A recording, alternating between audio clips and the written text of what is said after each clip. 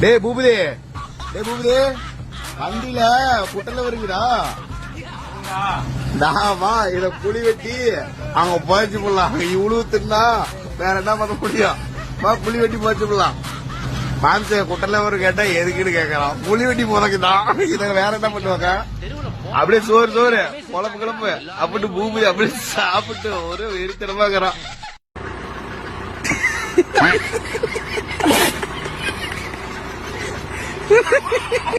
மாம்ச எங்க மாம்ச புளி வெட்டி புதைக்கிறத அப்படி தூக்கி போட்ட.